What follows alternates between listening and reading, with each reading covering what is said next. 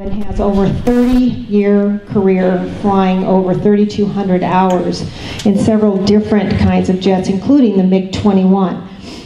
He was Vice Wing Commander of the 366 Fighter Wing at Mountain Home Air Force Base, and among his awards are the Legion of Merit, the Air Force Meritorious Service Medal with 1 silver and 5 oak clusters, the Air Medal, the Air Force Commendation Medal, and the Air Force Achievement Medal. He is now the he is the big boss at Mountain Home Airport, and he runs that. And today he's going to talk about his participation in the Red Eagles, and I'm just not going to say anything else about it because he'll do all that. So let's give Ted a big welcome, and thank you so much for sharing this secret with all of us.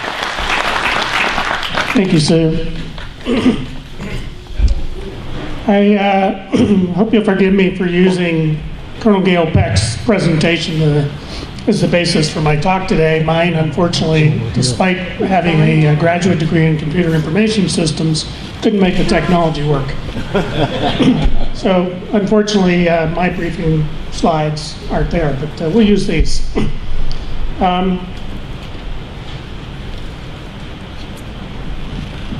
The Red Eagle Squadron, 4477 Test and Evaluation Squadron, grew out of the Vietnam War, the lessons that we learned there. And it's due to a few what I call iron majors. They were kind of senior majors, junior lieutenant colonels who had fought in the Vietnam War. Most of them had at least 2 tours, and they said, we didn't do things right there, we need to fix that. And the Red Eagle Squadron was one of those attempts to do that. We were flying with the wrong kinds of formations, wrong kinds of tactics. Our rules of engagement were pretty restrictive, and we didn't have the results that we needed to have. Too often, MiG-21s would show up behind one of our fighters at a mile and shoot a missile, shoot down an airplane, and run away and land. So we needed to make that stop. So there was a renaissance in training, if you will, a building block approach. We formed an aggressor squadron first. That actually started before the Vietnam War ended. We were using T-38s. One of my visits as an Air Force Academy cadet to a base had T-38s there as aggressors, and the wing commander didn't like it because he was afraid there'd be an accident because the training was more aggressive than what they were used to. But it was a necessary step. We also created Red Flag in the same time frame in 1975. Again, that same group of iron majors, junior lieutenant colonels made that happen.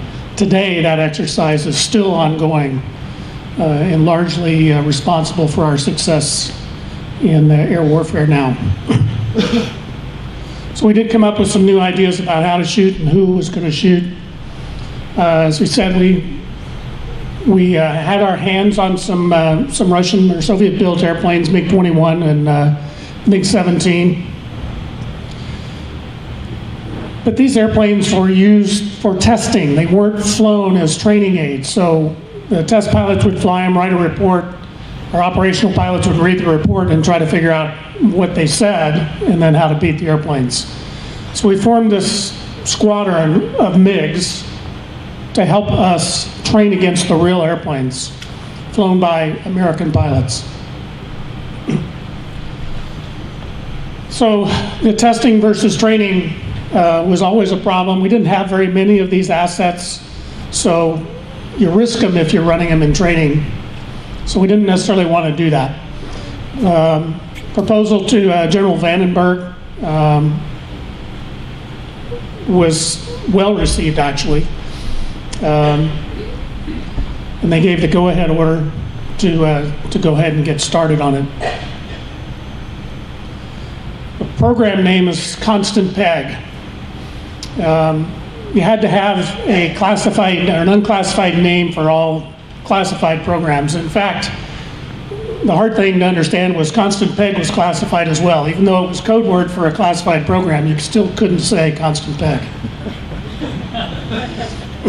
But where those terms came from, call sign for General Vandenberg was Constant, and the man who pushed through this proposal through the air staff Gail Peck. His wife's name was Peg, so he said, we'll name it after her, even though he couldn't tell her.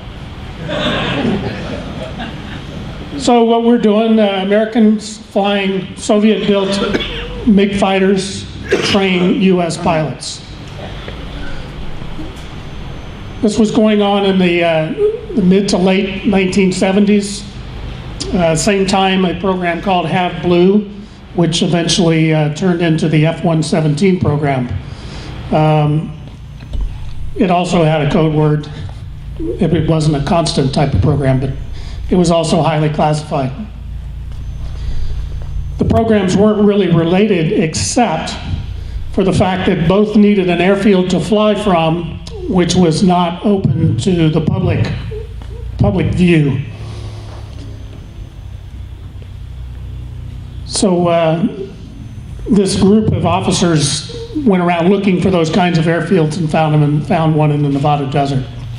And it was an active airfield in a sense, but needed a lot of work to be able to handle the two fighter squadrons, actually 3 fighter squadrons, one with MiGs and two with what eventually were F-117s. It was a $10 million project.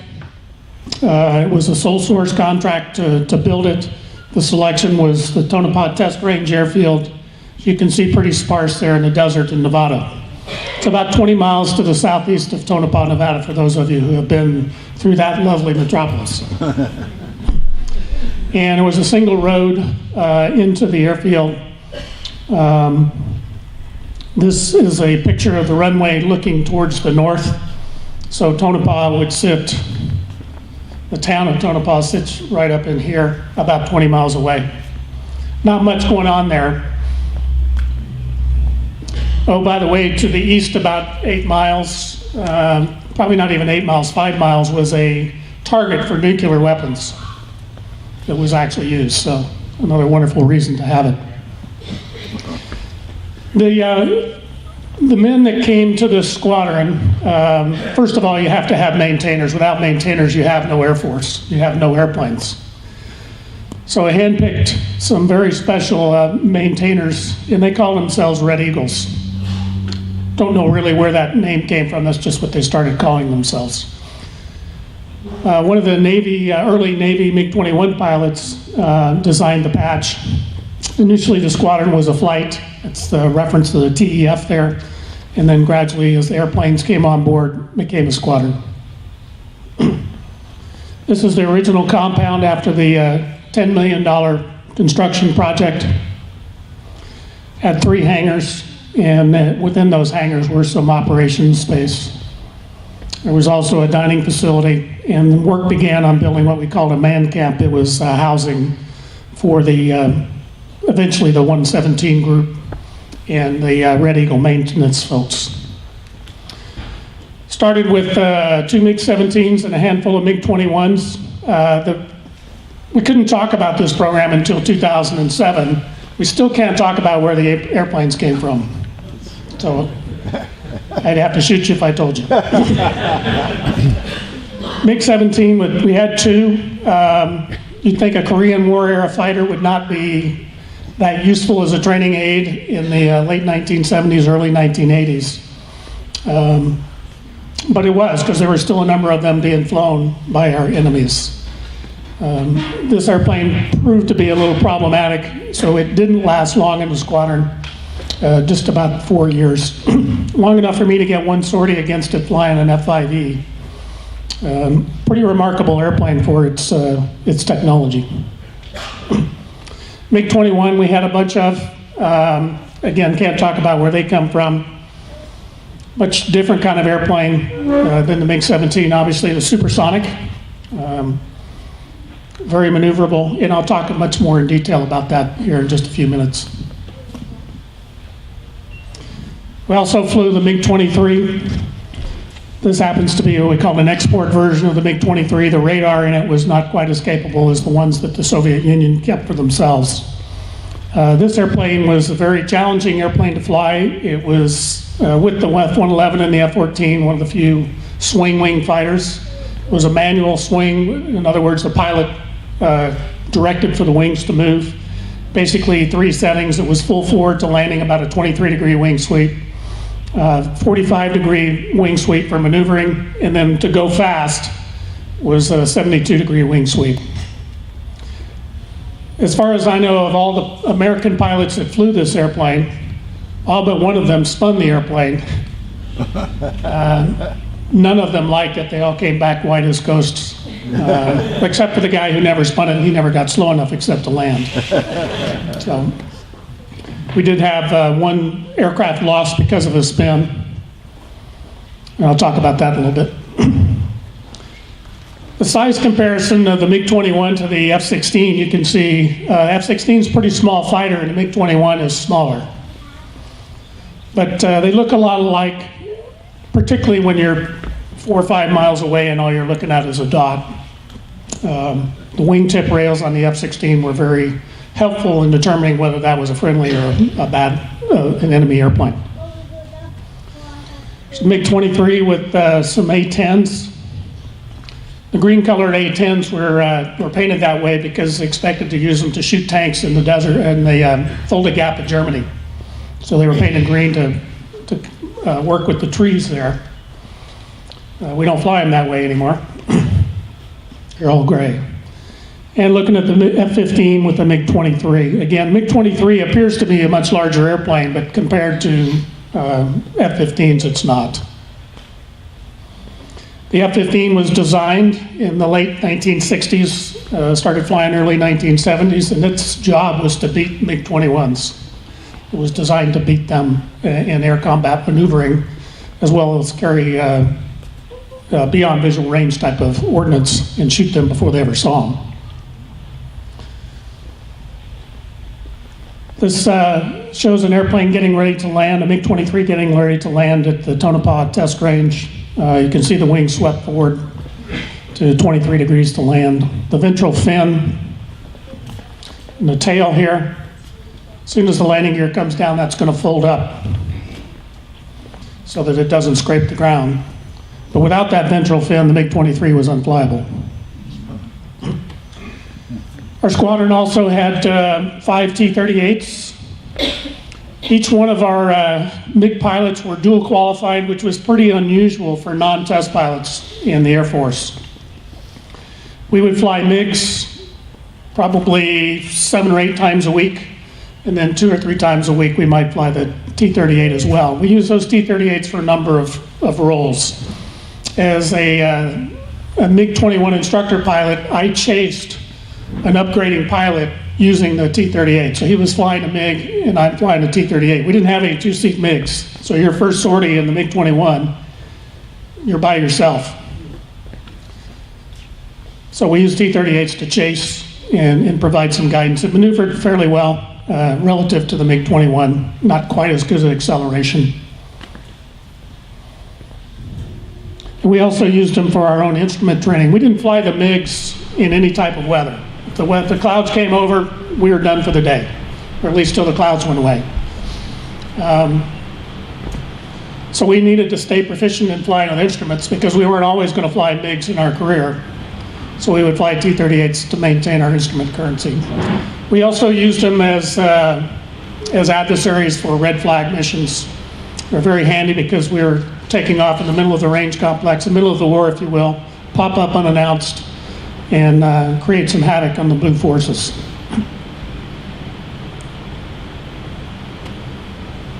Tonopah Test Range, as I said, started out as a $10 million project, and as you started adding in hangars for F-117s, it became a $400 million project.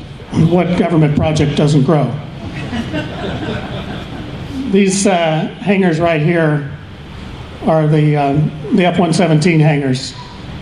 And what I understand now is all of this area, maybe easier to do it this way. All of this now is covered with hangars, but I don't know what kind of airplanes they fly there.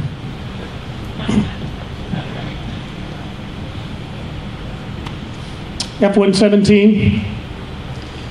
We, in the Red Eagles, always had an argument with the F-117s about who was the cover story for who. Because at least once a year there would be a story in the Las Vegas Review-Journal about one of the two programs. about we were flying MiGs or we were flying stealth or whatever. We weren't supposed to have stealth. We'd been denied, but obviously a lot of folks knew. This just shows a couple of MiGs getting ready to fly. We were very short range in the MiG-21. My longest sortie was 45 minutes, and I was really wheezing, sipping gas on the way home to land. The airplane was designed to take off on an alert status, climb to altitude quickly, shoot down a B-52, and come back and land. So it didn't need to have much range, and as a result, it just flew very short missions. So we wouldn't even start the engines until our trainees would show up on the range complex about 50 miles away. We'd start up, taxi out, take off, and join them. We would fly for about 20 minutes with them, and then we'd go land. My longest mission was the last one, actually. We took off and held for quite a bit of time, relative for a MiG. 15-minute hold was a long time. It's not like US fighters that may hold for an hour before they cross the line. So it's very short missions. I had one particular mission that I flew, again, taken off as the F-15s were crossing the southern border of the range complex. Took off with my wingman, and about 5 minutes after they checked in, accelerated to just above supersonic speed. We were flying a 1 mile trail formation, engaged with the two F-15s. I was only able to pick up one of them at a time, so I just accelerated and left. During that acceleration, I got the airplane to 100 miles an hour over the airplane's speed limit. It's placarded speed limit. Fortunately, nothing came off. Did leave a little quandary in my mind as how do I slow this thing down without breaking it? We set up for another engagement this time. We were widespread, about 8 miles apart, running after the F-15s. They chose to tackle only my wingman. They shot him, simulated shooting him, and then we're trying to exit. I tried to run them down. I did catch them as they turned. I tried to leave again. I held my speed at the limit. They shot me as I was preparing to slow down to land. I was doing 600 knots, about 2 miles from the end of the runway where I was going to land. The F-15 that shot me had 150 knots of overtake, so he was doing 750. I was in the air for 22 minutes on that sortie. I asked the F-15 pilot how much gas he landed with when he got back, because they weren't carrying external fuel tanks and had 150 miles to go back and land. He says, "Don't ask." That pilot's now a 3-star general in the Air Force, head of our operational requirements. There's that picture of Tonopah Test Range today. A risky program like this, unfortunately, is not without loss. On 23rd of August 1979, a Navy pilot, Lieutenant Hugh Brown, put a MiG-17 out of control and was not able to recover the airplane and was fatally injured. That was one of 2 MiG-17s. The second MiG-17, 1982, crash landing with a hydraulic problem, was not able to get to the runway, landed on a lake bed. The pilot was not injured, but that was the last MiG-17 sortie the squadron flew. And 21st of October that year, we had MiG-23 get an in-flight fire. Pilot was trying to make it back to the runway, unfortunately ejected too late outside the ejection seats envelope and was fatally injured. That accident caused us to look hard at what the ejection seats were capable of doing. We really didn't know how good their seats were that the Russians had designed. So I actually did some rocket sled testing down at Holloman Air Force Base and determined that the Russians really know how to build ejection seats. Their seats were very good. In the MiG-21, we ejected with the canopy. So as the ejection seat went up the rails, it grabbed a hold of the canopy, which swung down, forming a clamshell type effect over the pilot, which was very beneficial in high-speed ejections. Whether it was good for supersonic, we never checked. But we never checked any of them except on the sled test. But we think that seat was very, very good. Although, when I first joined the squadron in 1985, squadron had been flying for about 8 years. One of the pilots, well, in fact, the pilot I was replacing was sitting next to me on a C-12 as we were flying from Tonopah back to Nellis. Again, I had not flown the airplane yet. I was just doing the academic work for it. And he put me in a situation, said, you're taking off out of Tonopah and your engine catches on fire. What are you going to do? And I said, well, I'm going to shut it down, turn back to the field and land. He says, well, you're too far away, you can't make it back. I said, well, I'll land on a dry lake bed here that we normally take off over for just that purpose. And he said, it's not going to work, you can't make that either. I said, well, I guess I'm probably going to jump out. And he says, how do you know the seat's going to work? So here I am, 3 questions I don't have the right answer to. Just as I'm getting started in the squadron. Well, as it turns out, we had just recently completed those seat tests and determined that the seats were, in fact, very good seats. In February 1984, we had a hangar mishap, a mechanic getting inside a fuel tank on a T-38. Unfortunately, didn't survive that, was overcome by the fumes. We had 2 accidents back-to-back in the summer of 1987. The first one, a MiG-21, had an engine failure. I was the investigating officer on this, and we never could determine exactly what it was that caused that engine to quit. We know it didn't have gas. The engineers told us that the pilot had run it out of gas, but airplanes with gas on them don't blow up when they hit the ground if they don't have gas. So we knew it had gas, it just wasn't getting to the engine. I think what we determined was there was a boost pump in the tank and it wasn't providing the boosted fuel that the engine needed to run, and it quit. And he wasn't ever going to get it started again. The last one, the MiG-23, loss of control. Pilot, one of our big concerns was without a normal logistics train to keep these airplanes running, frequently would be grounded because we had identified some problem with them and couldn't fly again until we got that fixed. It only happened once in the MiG-21 during my time, but it used to happen about every 3 to 6 months in the MiG-23.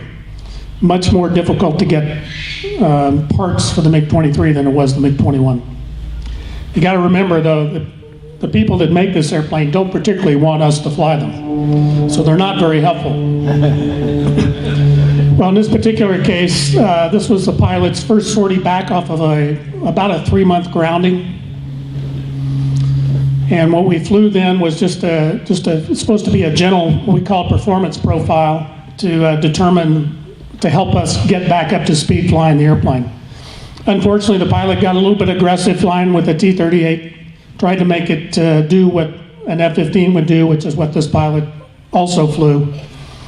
And unfortunately, put it out of control, went into a spin, he ejected, and he survived. In fact, he survived very well. He's now the 4-star general in charge of Air Combat Command. So it didn't hurt him too bad.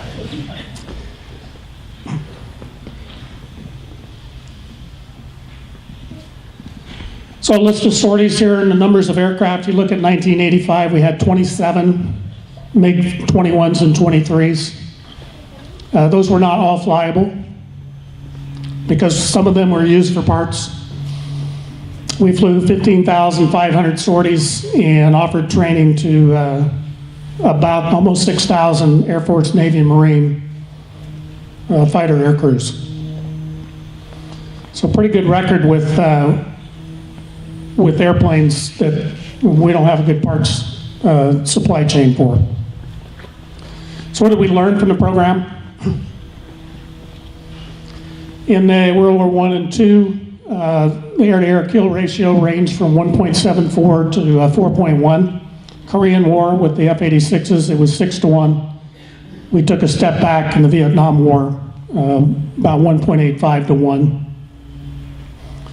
If you look at Desert Storm, 39 to nothing. So we didn't lose any airplanes. And if you look at the F-15 and the F-16 worldwide, 176 to nothing. So the Red Eagles weren't the only reason for this, but certainly a big part of it. What our job was, I flew both as an Aggressor pilot flying F-5s and as a MiG-21 pilot, a Red Eagle. We really had two different roles. You'd think our jobs were the same, but they really were a little bit different. As an Aggressor, my job was just to show the US pilots the Soviet tactics. I wasn't supposed to necessarily win. I was just supposed to demonstrate their tactics. We did a little bit of air combat instruction too, but most of it was on tactics. Flying the MiG-21, my job wasn't just to show tactics, but it was to convince American fighter crews that they could beat the best Soviet pilot in the Soviets' airplane. So I flew that airplane as well as I knew how, trying to beat every American fighter pilot I could. I might win on the first engagement. The second one I'd usually lose, because they figured it out really quick. They knew that I couldn't intimidate them after they had seen it one time. So again, that's the value. Let them see it, get the buck fever, and then they would win.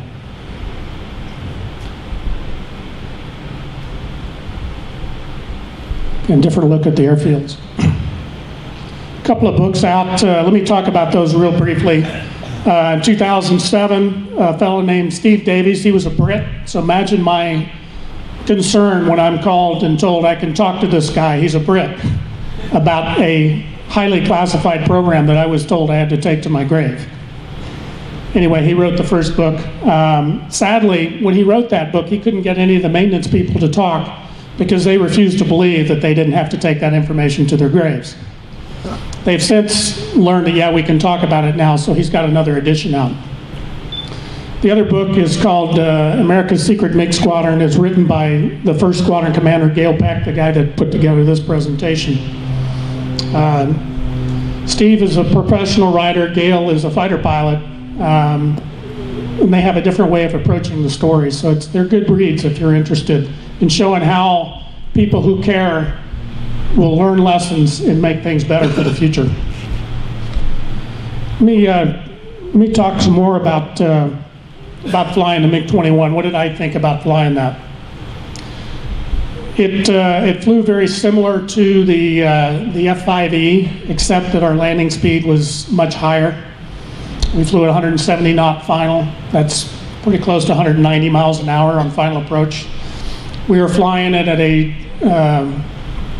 the field elevation of Tonopah was 5,500 feet.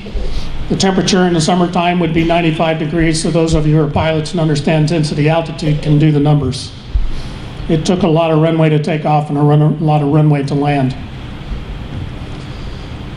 Our flight manuals that told us about the systems on the airplane were translated from the Russian, so they weren't necessarily the best books, but they're the best that we had. We had some help from some of our friends out there in the east part of the country, at Langley, Virginia, help us put together some of these. So we made visits to them quite frequently. The MiG-21 was not a comfortable airplane to fly. The control stick was very tall. In the US, we have the control stick relatively short, so your hand rests on your knee. In the MiG-21, it was kind of up in my face. It gave you a lot of leverage when you needed it for G's, but with hydraulic controls, it wasn't quite as necessary. So you had to be careful, actually, of over-G-ing the airplane by putting too much force on the control stick. The cockpit instruments were all in Russian, except we changed the airspeed indicator, the altimeter, and the radio. Everything else was Russian. So how did we learn which way the switches go? When you take off, the switches are up or forward, and after you land, you put the switches down or back. Don't know necessarily what they did, but it all seemed to work. The fuel was in liters, which was quite a bit. Once you figure out what your minimum fuel is, the number, you don't really care what the units are. So if the minimum fuel was 800 liters, it's 800.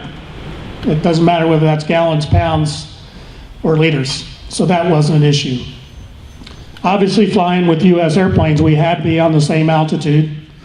Airspeed in kilometers is not something we were going to get used to easily. So we made a U.S. Airspeed indicator. And of course, radios, we had to be able to talk. Probably the biggest problem with flying the MiG was the attitude indicator, that artificial horizon. In the US, it seems to be standard that your little airplane symbol in the attitude indicator stays oriented with your eyes. So as you bank the airplane, that little airplane symbol banks. Well, the Russians was opposite. That airplane symbol stayed level and the world banked. An excellent reason why we didn't fly instruments in those airplanes. Because you would do it, you'd bank the wrong way trying to correct an unusual attitude. There was one time where I pushed the weather a little bit too much. There was a cloud deck floating around, and I said, well, if I can get one more engagement, I can make sure this pilot learns a lesson he needs to learn. And during that short 2-minute engagement, my little hole closed up that I could see the airfield through. Now, fortunately, it was a pretty high cloud deck, and it was pretty thin, so I was able to make my way through that. But not something I wanted to do for long. In terms of visibility, the airplane was horrible. You sat very low in the cockpit with the canopy rail up around your shoulders. Very difficult to turn around because the cockpit was very small. Bulkhead right behind your head, so turning around was difficult. In some airplanes, there was a little window back there that you might see a little bit through, but it wasn't very useful. Looking forward wasn't very good either because we had a combining glass, which our gun sight was projected, and then we had a 4-inch thick bulletproof glass within a big horseshoe canopy frame to look through. So it's very difficult to see anything looking forward, and that bulletproof glass had kind of a greenish hue to it, so it wasn't very good. So if you wanted to see something, you just kick a little bit of rudder, and the airplane would yaw a little bit, and you could see better. So it was really pretty bad for that. As far as the flight controls, very nimble. As I said, we could fly the airplane down to about 90 knots, very, very slow, and still maneuver the nose with the rudder. The rudder was manual. It wasn't hydraulically assisted. And that's good and bad. It's good because it was very nimble. It's bad because if you didn't maintain pressure on the rudder pedals, the rudder could put you in Mr. Toad's Wild Ride. I had that happen to me once. We had 3 types of missions we flew.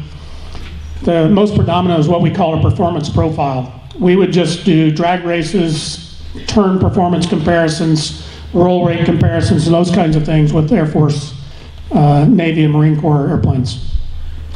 I was coming off of one of our few layoffs because of maintenance issues. It's my first sortie back, flying with 2 Marine Harriers, and it was time to show them how fast the MiG-21 rolls. Well, I forgot to maintain pressure on the rudder pedals, and I can't tell you what that airplane did, as I did just a simple aileron roll, but the Marine pilots were so impressed, they said, "Can we see that again?"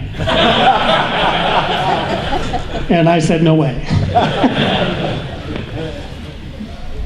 But it was very easy to control the nose, both in pitch and yaw, and we frequently would intimidate F-15, F-16 pilots the first time by pointing the nose at them. We were very much underpowered compared to those 2 airplanes.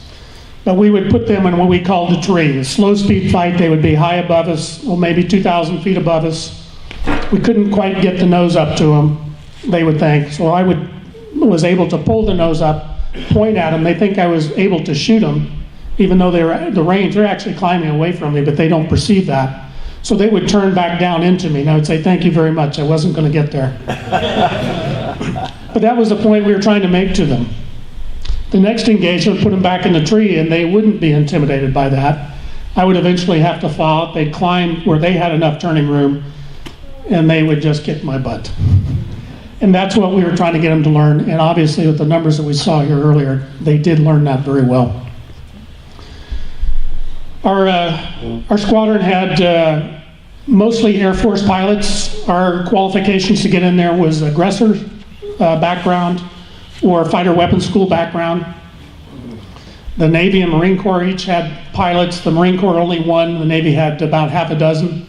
Those pilots had to either be Top Gun graduates or test pilots. They always had one test pilot graduate in the squadron. And they would primarily fly with the Navy guys. We would primarily fly with the Air Force guys. But it didn't really have to be that way. We would go up early in the morning to Tonopah. It was about an hour and a half flight on a C-12, a King Air. We always would joke about here America's hand-picked fighter pilots flown by the bottom 10% of an Air Force pilot training class.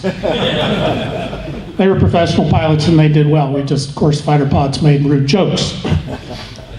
But we would leave about 5:30 in the morning. We would fly 2 or 3 sorties. We would be finished by about 3 in the afternoon. We'd make the hour-and-a-half flight back. We had a 12-hour duty day limit. So within that 1 hour after we came back, we had to sit down with all of the crews that we had flown with and debrief all the engagements we had flown. Not a lot of time. And we did that 4 days a week. So it was very long days. Very rewarding job from flying aspect. There was no better stick and rudder flying job in the Air Force. Flying the MiGs was a lot of fun. I ended up as the number 4 pilot in terms of total MiG sorties. I had 470. I was the number 2 guy in the MiG-21. The number 1 guy had 500. And that's in 3 years, each of us about 3 years in the squadron. As far as career-wise, it helped all of us. We're all squadron commanders or above. Some obviously rose to 4-star rank and did well. You know, we're out of the mainstream. We're not in the operational world and not in the staff world. So it was a bit of a challenge there, not a typical Air Force career. But it's been a very successful group of pilots as well. One of the chief check pilots for United Airlines is the number 2, I think, in terms of MiG sorties. He was somewhere over 500. One of the Southwest Airlines hiring captains was the number 1 guy in the MiG-21. So I've done very well. 4-star generals. Bottom line is it was a program developed by majors and lieutenant colonels, sold to the generals, and part of several programs that put our U.S. military in the dominant position in the air that we are today. So it was my pleasure, my honor, and my joy to fly. I have the opportunity to fly in this squadron. The squadron shut down in 1988 after these last 2 accidents. The generals determined that we've got all kinds of money, but we just can't find the parts, and they didn't want to lose any more pilots to aircraft accidents in this. Add to that the fact the MiG-21s were becoming not the threat that they used to be. It was now the MiG-29 and soon to be the Su-27 flanker. So in 1988, we flew our last sortie. It was a red flag sortie. We launched 17 MiGs at one time and flew against the blue forces from, actually they were from Bitburg, Germany, Langley, Virginia, Seymour Johnson, had all flown nonstop from the East Coast to fight against MiGs on one afternoon in March of 1988. So it was a great way to go. Great opportunity. I'm happy to take any of your questions. Yes, sir.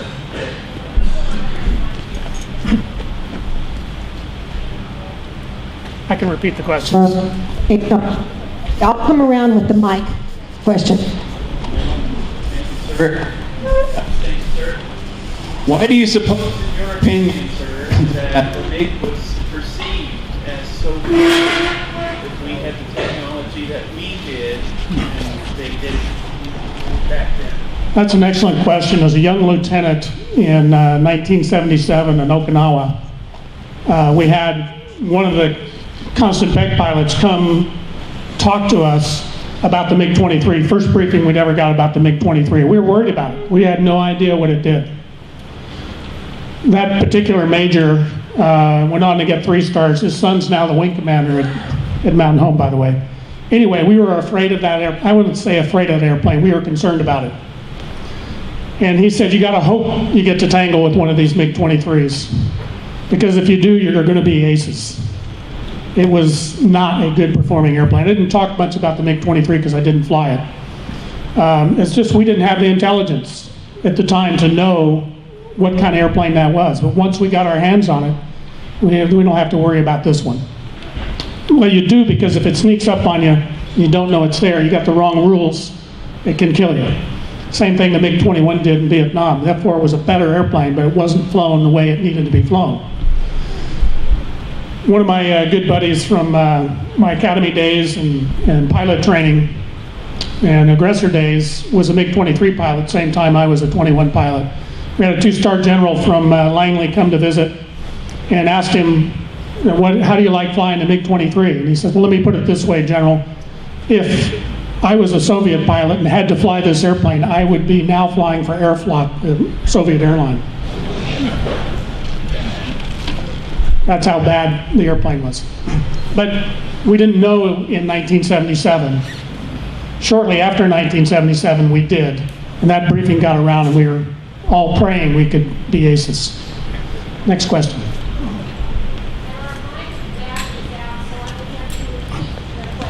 Yes, sir. Sure.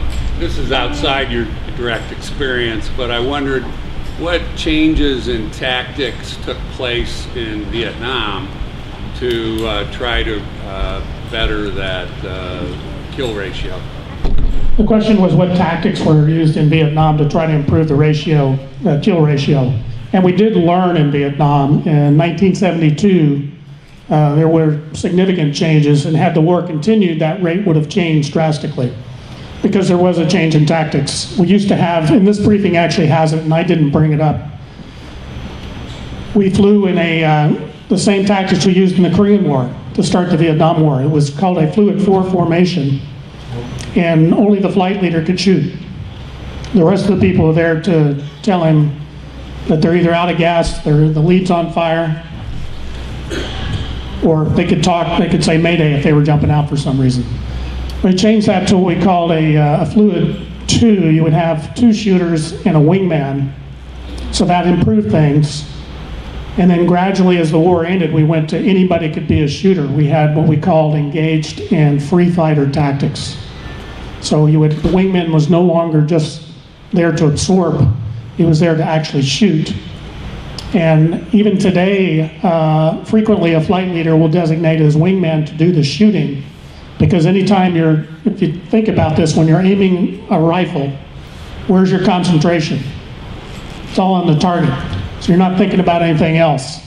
So if you have your wingman focus on the target and shoot that, you know that he's going to take care, he or she now, is going to take care of that. And the flight lead can then manage the rest of the fight because there's more than just that one target. So that's how tactics have changed quite a bit. Yes, sir.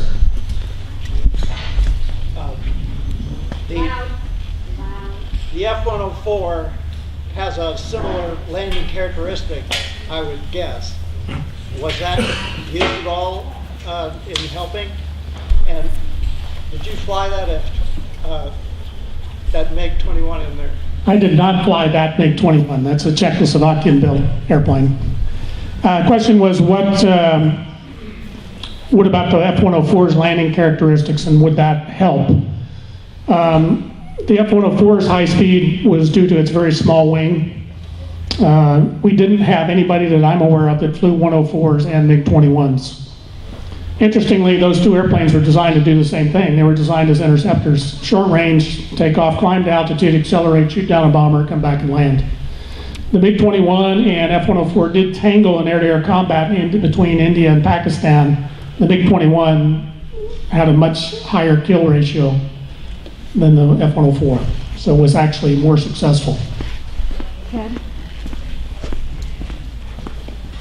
We'll take one more question now on the floor, and then Ted is willing to stick around and come on up and talk with him. He'll go out by the MiG, and then just bring your questions. Is that good? Yeah, so he can talk to you out there. So one more question. Okay, who gets it? Okay. Are you familiar with the F-35 coming to Mountain Home to be tested? And if you are, what's the latest on it?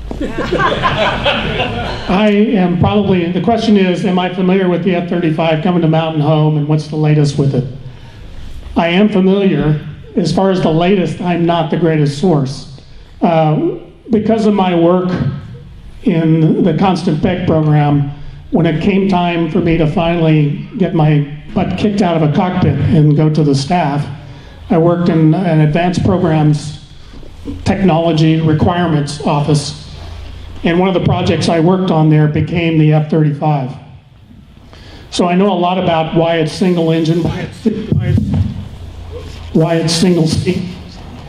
He's dying. This one's dying too. I know why it's single engine and single seat. I know a lot about what it's designed to do and what it's not designed to do. That works.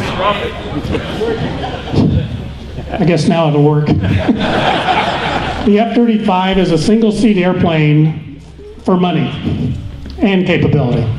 The money reason is an ejection seat in 1993 when I was working on it was $1 million a seat. If I'm going to build 2,500 of these, that number adds up pretty quick if I'm going to make it a two-seat airplane. The other reason is the personnel. The people you put in are far more expensive than the seat itself.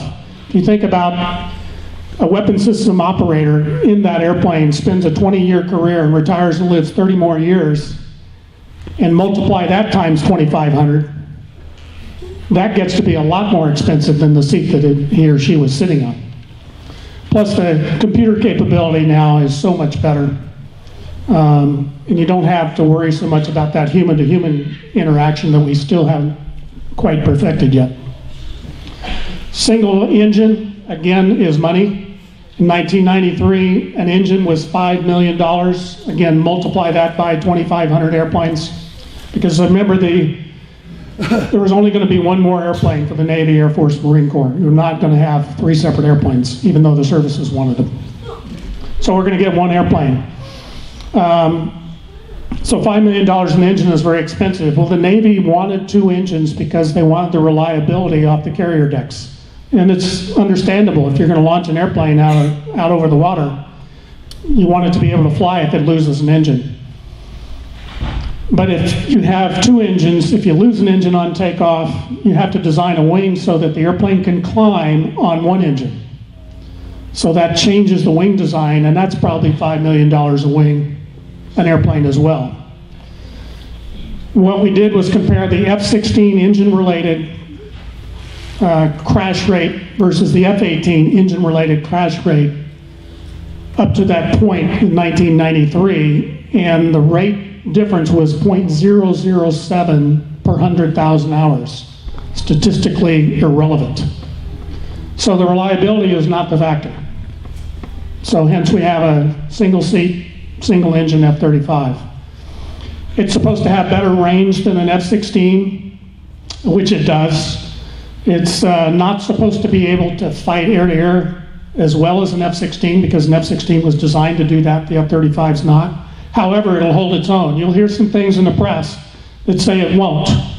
Well, today's airplane may not because it's got a 7G limit. And they just recently went to what we call a 50-degree angle of attack limit, which is far higher than what the F-16 can do. So you're going to see an airplane that's actually going to beat an F-16 eventually. But it's being built in steps. The software is being improved, the hardware is being improved. It's going to be able to penetrate very dense surface to air and air-to-air defense systems with F-22s and with the rest of the DoD's assets. It's going to be very successful for the first couple of days of the war when we need stealth. And then after you don't need the stealth as much anymore, you can load it up with lots of bombs. So I think it's going to be a great airplane.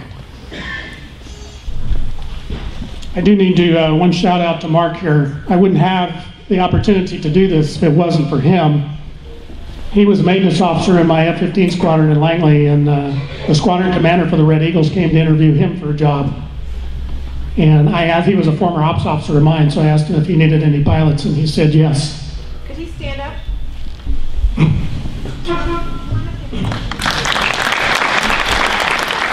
However, I don't think he took the job. Actually, I waited around for about 3 months trying to get the job, and ended up going over to England as a squadron commander. So everything worked out. It's a small world.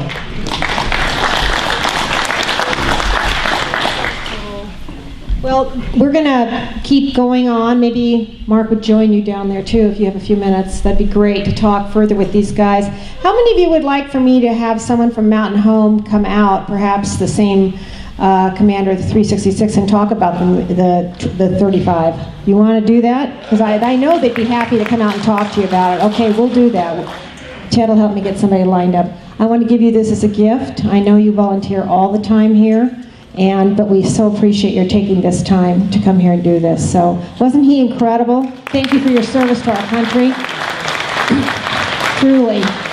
And one other thing, I wanted to know how many of you have a birthday in March?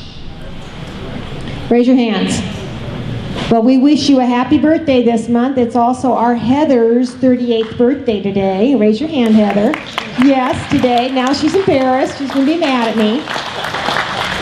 Anyway, okay, folks, have a great time. We'll turn the music on, and Ted will head on down to the MiG-21, and you guys bring any questions you have. Thank you.